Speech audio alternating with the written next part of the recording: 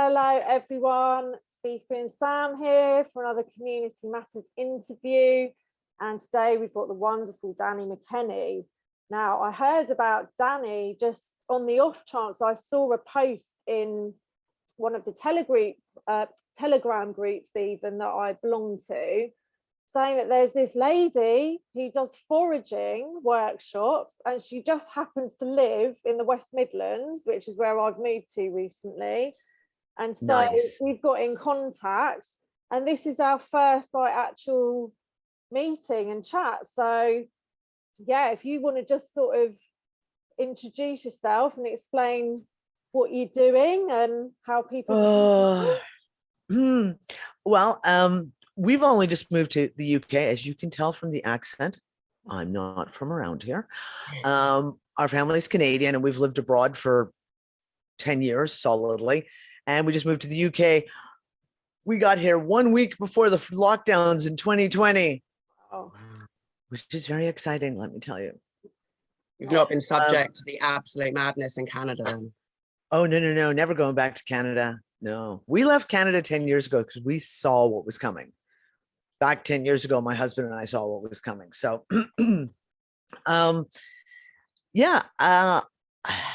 I'm an independent researcher and journalist, and I've been doing shows since 2011, 12, regular weekly roundtable discussions, and we discuss everything. Everything is on the table, so to speak. And I'm an aromatherapist. That's fun. It's Monday morning. I'm an aromatherapist and a herbalist. So I've been doing that for over 25 years. And I'm a homeschooling mom with 4 kids, teenagers, which is exciting. And a vast assortment of animals who are all flaked out, except for the cat who's crying. And I can't see where the cat is crying from. Oh, there's a kid. One of the kittens is crying from somewhere, but I don't know where.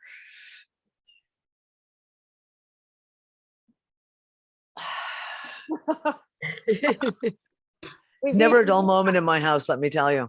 No, my cats quite like to join me on mine and put their tail and their bum at the camera quite often. Oh yeah. So let's get started on the foraging stuff, Dani, because I'm really fascinated. It's another one of those things that I've talked about wanting to sort of get involved with. But again, it's not something that lots of people are doing. So that's why I was absolutely thrilled that you're only down the road from me. And we can arrange something. We can get together and do some stuff for sure. Oh, definitely. But so first of all, how did you kind of get into that? I guess being a herbalist, that's it. I kind of foraged my whole life.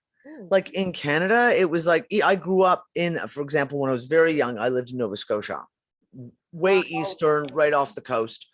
And as kids, we used to literally disappear after breakfast and not come home till dinner time. And you lived on whatever you found in the forest, in the fields, and the older kids taught the younger kids. But yeah, and then it's been cyclical, right? So I've gone to different places where different things are going on in your life. So I haven't done those kinds of foraging. But each place I've traveled to, we've lived all over the world.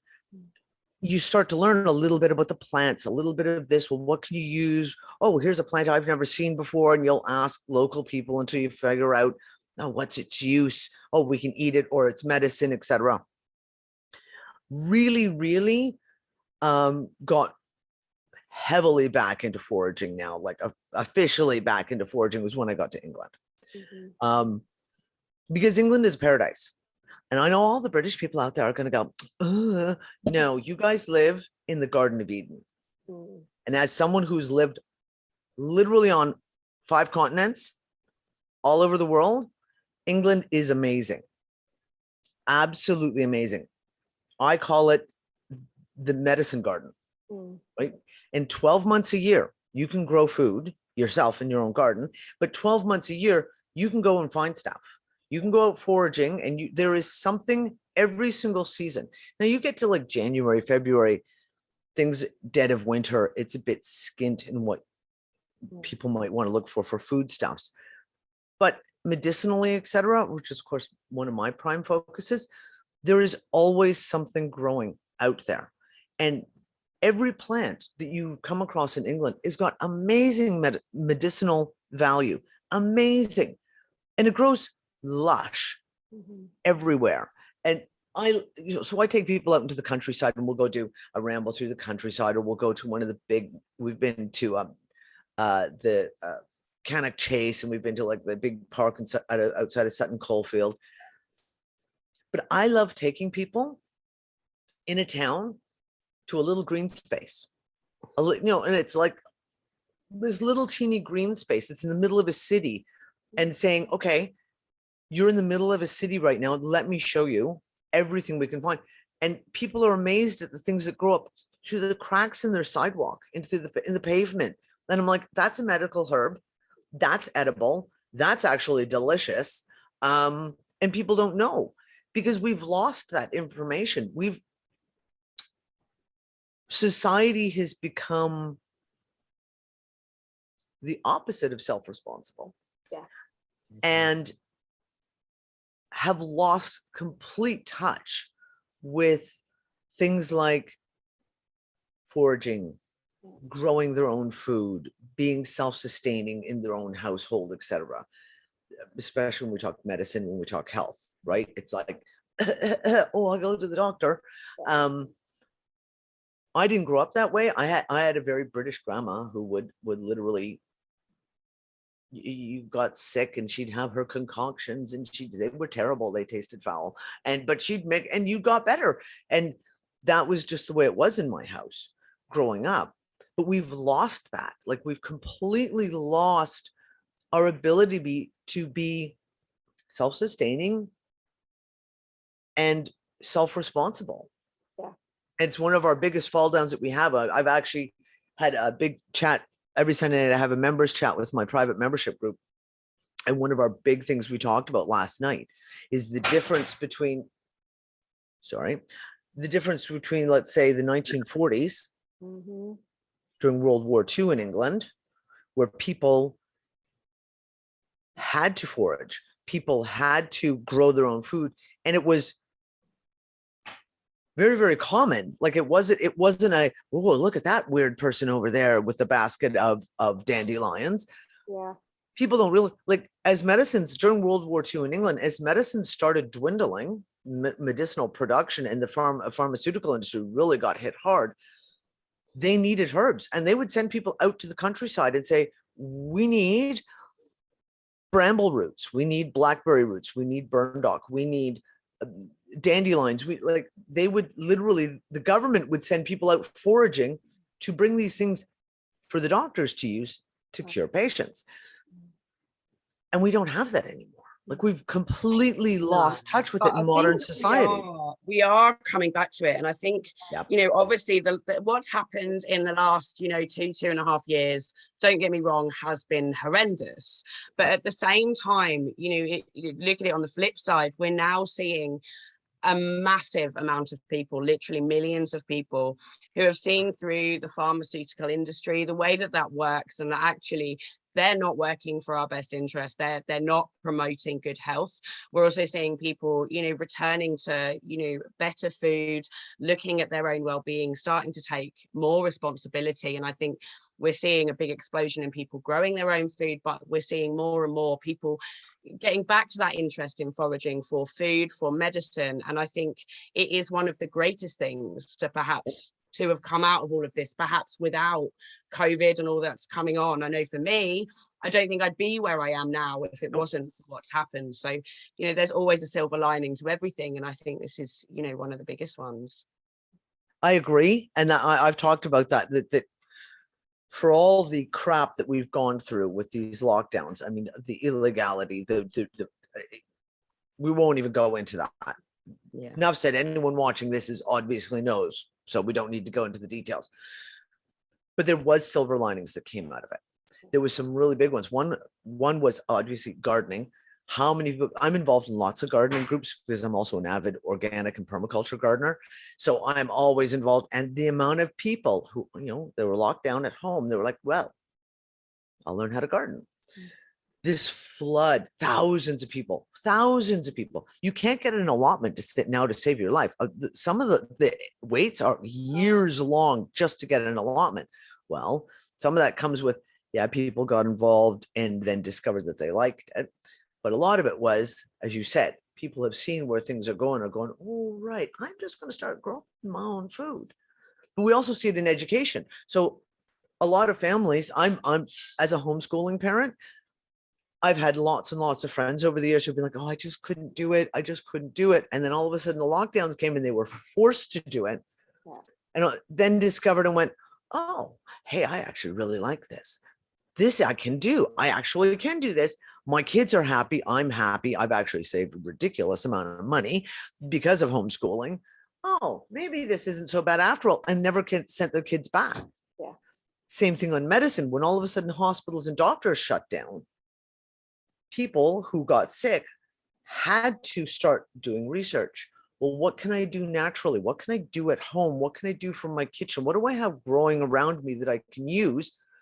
And you have a whole pile of people who cured themselves of things like, oh, cancer, et cetera, who's now gone, wow, I did that myself. Maybe I don't need all those guys in the white coats. Maybe I'll further my education and just keep learning. It's amazing. There's a lot of positive stuff that did come out of it. Yeah, absolutely. And it's kind of, it was, in a way, it was always going to have to be something this drastic to force people, because we've just become so dependent. It's like just complacent.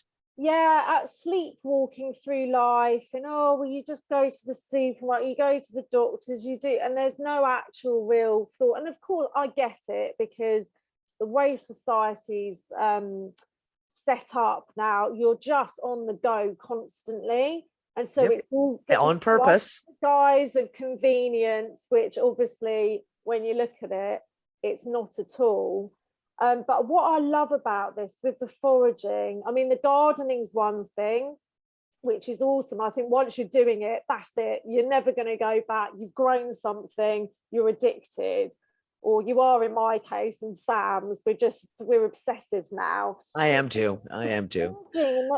Just to realise the abundance out there, right at our fingertips, that you're walking past these grassy verges and things. I'm looking out the window now and you can see the cow parsley, you know, all those things that you kind of ignore. You might have an idea of what some of it is, but you certainly wouldn't think about using it. But it's really empowering again to realise, oh, we've just got so much that we can use, and all it takes is just that bit of knowledge. And learning to identify plants. And the flip side of this, for example, you said the dreaded word cow parsley, right? And I teach people, do not forage for cow parsley. Do not, because cow parsley is virtually identical to another plant called hemlock, which will kill you in 2 hours. I didn't know. There's no cure. You're dead. Wow. And water drop hemlock will kill you in 45 minutes. And they're virtually identical. And you get people who get into the foraging and they'll say like, oh no, because hemlock has red spots on the stem. And I'm like, yeah, except when it doesn't, because you get different species and you get crossbreeding of species, and you get some hemlock does not have the quintessential red on the stem, in which case, how do you tell the difference? You can, if you were a very, very seasoned forager and you've got lots of experience. But that's one of the things of learning about foraging, is learning what not to forage, right? Like there's certain things that become trendy and they're like cow parsley. I'm like, leave it alone. Why would you? They're like, nettles are delicious. I'm like, yeah, you can eat them, but why? Why would you? They try to burn you and itch you. And I don't particularly like nettles. So I don't forage for nettles. I can find much better things to eat that don't try and bite me back. Yeah, I think what you've touched upon there is probably, and it's certainly for me, especially, you know, given that I've got two very young children. Yep. You know, we are sort of doing a little bit more plant identification and learning more about plants, but in terms of actually going out and picking that and you know, ingesting that, be it for medicinal purposes or food, there's certainly that resistance from myself, just that you know, which is obviously a very healthy concern and a good way to be. Caution, you know, but I'm assuming you've got a website that people can go to. Have you got, you know, sort of a beginner's guide or starters? I don't, but what I do is I do arrange groups. So like any group can have me come in. I used to be broad spectrum. A lot of the stuff that I do, I have my own organic skincare line, and I used to try and market to the broad spectrum. And I kind of came to this realization this year of like, you know, that's not my market. So basically everything I do within the awake communities. Now, if someone from a home ed group who's met someone else from a home ed group and they're not awake wants me to come in, because I do a lot of work with home ed groups anyway, for foraging, I will do it. But I tend to focus on the awake communities because they comprehend the whys. They're already there. Like mentally, they've already made that leap to why we want to learn this and the reasons of going forward of how we want to gather all this information and build communities, etc. So I have one website, a pile of websites. My one website is called With Our Own Hands, .co.uk, and that all one word, as you can imagine. That's where people can contact me about foraging, about speaking events, because I do speak to Awake and Aware and freedom groups, etc., on multiple different topics. And I've got an events page on there, so people can go and actually look up what events are going on locally around them, and if some of them are open to the other people, not just a private group, so they can do that. Take a look. Right, and we'll actually, by the time this is aired, you will have already spoken at my West Midlands super stand. Yep. This is going out after. So yeah, people will recognise you already because you're going to be giving a talk and we'll be doing a little bit of foraging. But yeah, I would highly recommend getting you along for a workshop, because it's one of those things where you need to know what you're looking for. It's like people that pick and things. You're like, oh, you really got to know your stuff. You do, and it's important. There is a mindset. A lot of people go out at the very beginning of learning this kind of thing of like, oh, it's a pretty flower. So I also look at, I took a group out yesterday. We were out in Burntwood. I took a small group out, and I always show right now we are in foxglove season. Yeah. And they're beautiful. Like they're stunning. Like really, foxglove is one of the most beautiful, which is why people have it growing in the gardens. It's deadly. It's deadly poisonous. And it shocks me that how many people don't know that. And they have small children, they have animals, and they have it growing in the garden, and they're just not aware of how dangerous this plant is. It's medicine, but it's something that only an extremely well-trained herbalist would ever touch. So it's important to know that there are plants out there that you can't forage. And it's the same thing. I am not a mushroom forager. I'm learning, because of course, everywhere you live in the world, there's all kinds of different mushrooms. So I'm kind of learning all the stuff going on in England. Now, there are certain medicinal mushrooms that I forage for because I am very, very experienced in them. So I will, if we come across, if we're in anywhere that's got a wooded area, I will always go looking for certain mushrooms so that I can show people. But I only focus on the ones that are very easily identifiable, the ones that you can't miss. They can't be confused with some other deadly types of mushrooms, because in England, there's like thousands of types of mushrooms, and almost half of them will kill you. So we have to have respect for that, and respect is the knowledge that we need to gain. And it's great though. Like when I do the foraging groups with kids, we talk about dandelions, and we talk about clover, and we talk about daisies, and we talk about all these things that grow around literally as we're walking, that are popping up out of the ground, pineapple weed and wild chamomile. And it's all right there. People just don't know what they're looking at. They have no concept. I had a bunch of kids. Wood sorrel is in season right now. And it's a very easy to identify plant because its leaves are literally little love hearts. And I had the kids all taste it. They're all like, what? I'm like, taste it.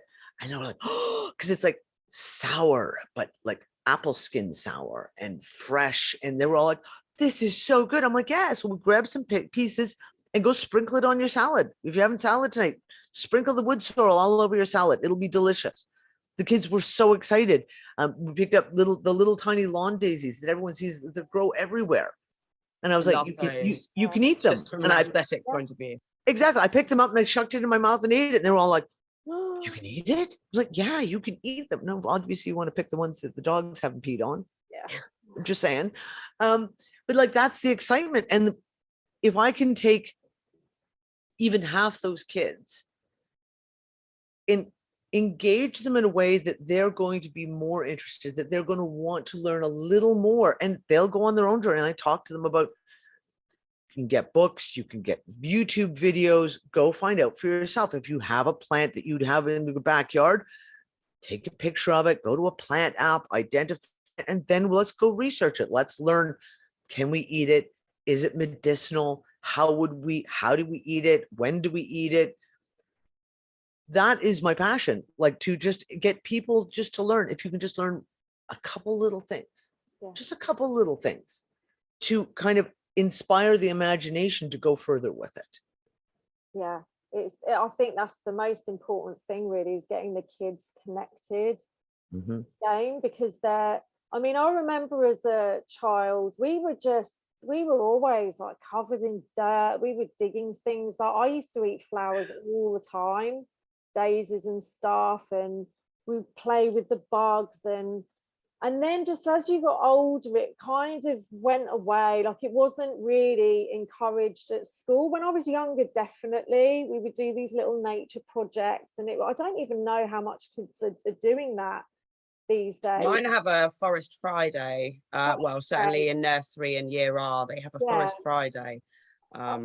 I think it's keeping it going though. That's what I've noticed. That keeping them ignited in that want to learn more, right? Yeah. They get filtered into the system like we all do, and there's suddenly no time for it. It's kind of as they're older at school, it doesn't seem to be part of what they're doing anymore. But I think that's where it all starts. I mean, we're sort of going back to it now. It's very exciting and we love it. But to have kids kind of supported all the way through, they're going to be the generation where it is natural and normal again.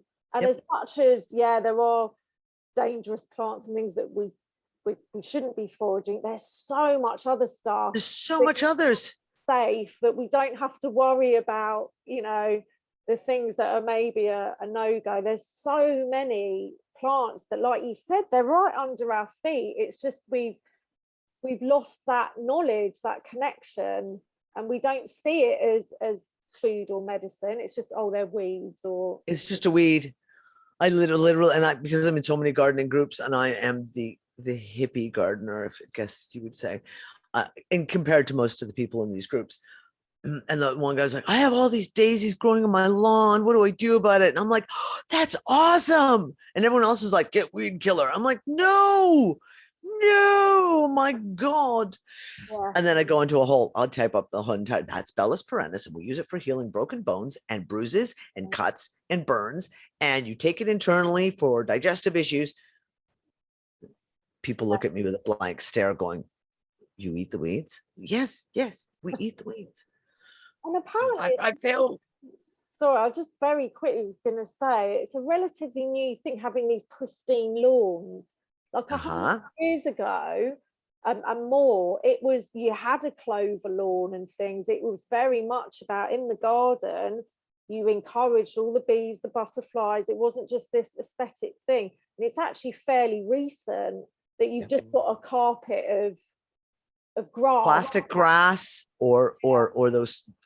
With the house that we're living in, we just moved in here in February, and the front garden is that stones, like they've just put plastic down and covered it in stones. So I've been like literally ripping back sections, putting in plants, ripping back sections, putting in plants, because it's like, that's disgusting.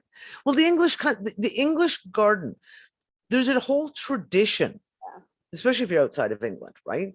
There are a whole tradition of that English garden. And an English garden is kind of looks a little wild. It's lots of wild flowers, and it's, you know, beautiful showy displays, but it's also medicinal plants and lots of green plants and herbs, and you've got sage over here and rosemary and lavender, and it's intermingled with roses and daisies. And that's the traditional English garden. The traditional English garden did not have lawn at all, unless you were extremely well to do. Yeah. They didn't have that. Yeah. Sorry, Sam, you were going to say something before. Yeah, I was just going to say, I feel, as I say, you know, most people know that, you know, my kids are 6 and 4, and I very much feel that responsibility to my children to reconnect with, you know, our roots as humanity, of getting back to nature, and you know, learning what I need to know to be able to pass that on to them and getting them excited. And when we're walking, I've got a little plant app, which, you know, I will say, I know you can't rely on those, it's a guide, you then have to, you know, go forth but whatever. And you know, my daughter will often say to me, "Oh, what's that? Can we have a look?" And we will go and look. And Awesome.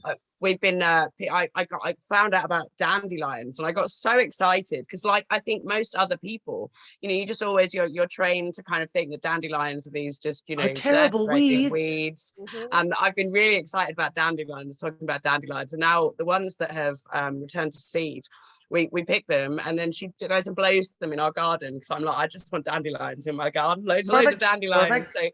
So she collects them on the way home from school, and we blow them, and she comes in every day, she's like, oh, there's a dandelion growing, mummy. And it feels really good as a parent to be able to, you know, have that power to kind of, you know, really encourage this interest. So it's something I'm sort of pursuing, and it'd be really nice, sort of, you know, see about getting you down here one day.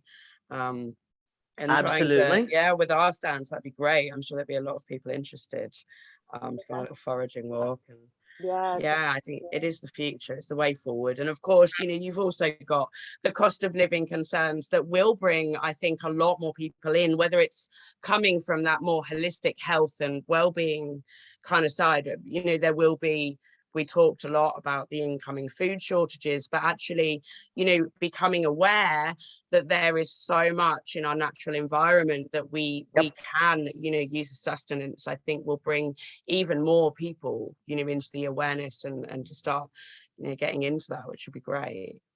This is, I've just started another website called The Lost Art of Living.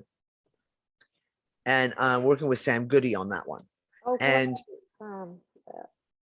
this is the thing, we need to rediscover the lost art of living. So it's not just things like growing gardens and foraging. It's like, well, what do you do with them? And that's the big question people have for me. Well, what do you do with these? So we went by a huge stand of hawthorns yesterday. I was saying to people, the leaves on a hawthorn tree you can eat and all year round. You can just pluck them off and eat them. Springtime, they're much nicer when they're just fresh. But I'm like, you know, I said, you can saute them up in stir fries, you can steam them, etc. And the berries. And people are like, well, what do you do with hawthorn berries? I said, there's all kinds. You can make hawthorn jelly, all these different things. But I make like a sweet and sour sauce. And people are like, well, how do you do that? And then do you just keep it in the fridge? I said, no, I can it. I'm like, so you know how to do, I'm like, this is one of those pieces. We need to, it's great to pick these things, but then we need to know what to do with them and to preserve them, because, you know, obviously blackberry season doesn't last all year. We have a finite time to pick them and put them down. You can freeze them easy, and then you just pop them into pies or whatever you want to make, or you can learn canning. And that's one of the big things, is like people are starting to really get interested again in these lost skills of how do we preserve food? How do we make jam? How do we make jelly? How do we make sauces? How do we make soups and then can them so that they'll stay, you know, shelf stable for a year? These are kinds of where I see a lot of people are turning their attention now, because it is becoming, people are becoming aware. We do not live in a perfect society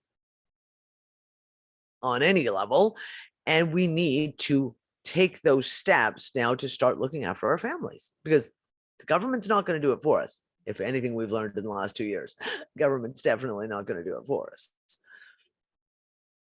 Yeah, and I think every step you take leads to another one and another one. And exactly. just this, I think just even just having this awareness that there is a huge untapped fountain of knowledge out there that can benefit us in so many ways. We've talked so much about, you know, just being in nature and having this awareness of nature can help your mental health. You know, you obviously the fresh food, the foraging, it can all help your physical health and your overall well-being. So yeah, it's absolutely fantastic. These little steps, they all just, you know, lead you into so many different things. It's exciting. Opens doors. It opens doors. Yeah, it does. And again, it's all about that self-empowerment where you don't feel like you've got to be dependent. You're basically powerless. You know, if they pull the plug, that's it, you're screwed. No, look around you. And this is what this is happening for a reason. You know, people get pushed so far and they've had enough. There's something within us as human beings that just, you can get crushed so far, but at some point it's like, Enough is enough. No, that's it. I'm not going to live like this. And now we're seeing it. It's another aspect of taking your control back, taking your power back. So it's, yeah, all credit to you, Dani, for what you're doing. We will obviously share all the links to your websites and wherever else people can find you. But I would definitely recommend anybody to, you know, if you can get hold of Dani or you've heard of other people doing similar things, it's yet another thing that communities can get involved in.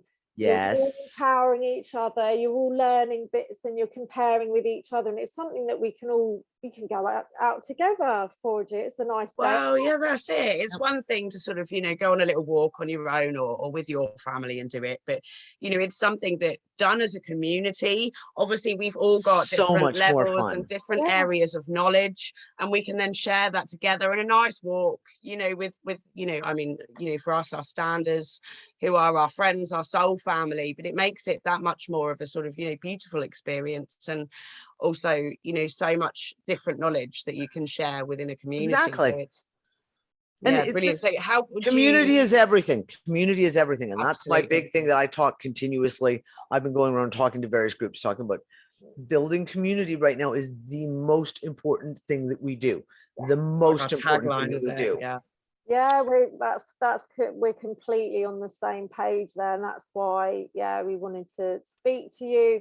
We will definitely catch up again, so keep us, you know, to keep us all updated on how your various projects are going. But thanks a lot, Dani. It's been a pleasure. Oh, you're very welcome. I would just say, to finish, for anyone out there that is thinking, well, that sounds really good, I'd really like to get Dani to come down and do a foraging walk, how would they get in touch with you? I have on my website, so you can message me, email me. I will be setting up a Telegram group. It's not done yet. Procrastination is my enemy. With our own hands, all one word, and it's Dani, DANI, at with our own hands. For anyone who wants for speaking events or for foraging, my main website is rts.earth. So it's Dani at rts.earth. So you can either of those ones. Yeah, we'll again reach out and just make. And I do travel, so that's I get a lot of people like, oh, but you're in the West Midlands and we're down.